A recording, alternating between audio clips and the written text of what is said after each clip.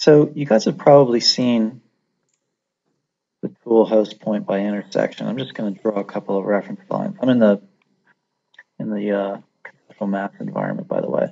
If I host a point on another line, I can host a point by intersection and create a relationship between it and another line. You see when I move this around, the point sort of travels with it.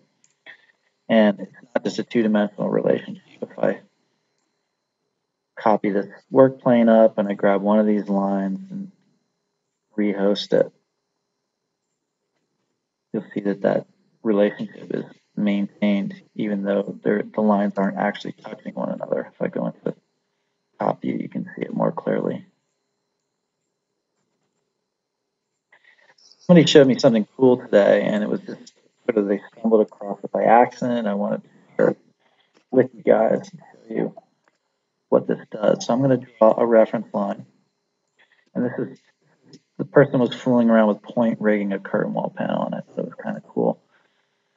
I'm going to host a point on a line, and I'm going to set one of those planes and draw another reference line, orthogonal to this guy. Then I'm going to do something. I think Chrome may have taught me this. It's a kind of piston trick.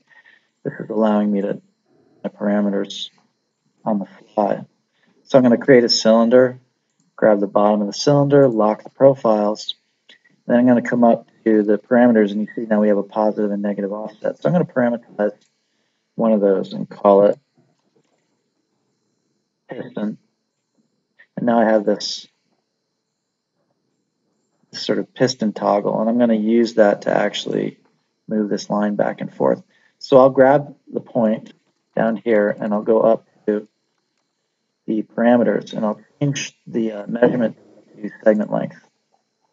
And then I'll change the segment length to that piston parameter.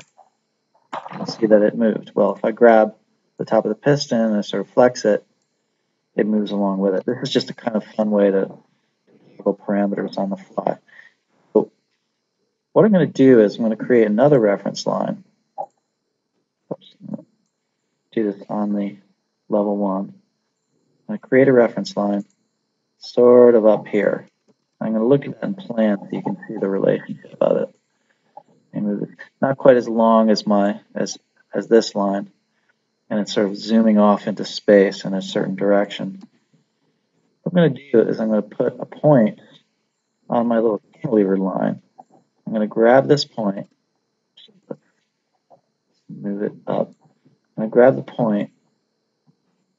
You're all on the same plane? No, we're not. Okay. I'm going to grab this for clarity's sake and hook it back down on level 1. Now we're all on the same plane. I'm going to grab this point and a little bit of lag, host point by intersection to this line. And you see it's sort of doing what it's been asked to do, traveling with that line, which is cool, but watch what happens when I extend it past the end of the line. It actually sort of goes off the end of the line and begins to run parallel to the original host line, which is pretty interesting. Just keep going way, way, way down. It keeps going. And I'm not sure what the practical uses are for this, but I find it a very interesting phenomenon. If I drag this guy in, it's not projecting outward from that line, which I think I would find a little more interesting, but it is maintaining an orthogonal relationship to the original host line after it departs from the tip of that. And I think it works in both directions too. So if I drag this guy down and yeah, so you see it's sort of traveling parallel to this host line. Now, what I thought might be interesting is that it might turn a corner and follow another line, but it doesn't work, unfortunately. And I'll show you that right here.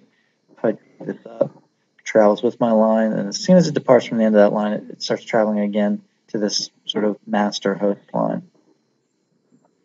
And I think it actually works with curves as well. If I delete this and destroy that relationship and create a curve, an arc, reference line, grab this and hook point by intersection, click it there. It does the same thing. So it's another one of these things that I'm not sure what the practical applications. My friend was using it to sort of create a rigged up 5-point curtain wall panel, and there was a need to do that because there was a chamfer on the edge of the panel.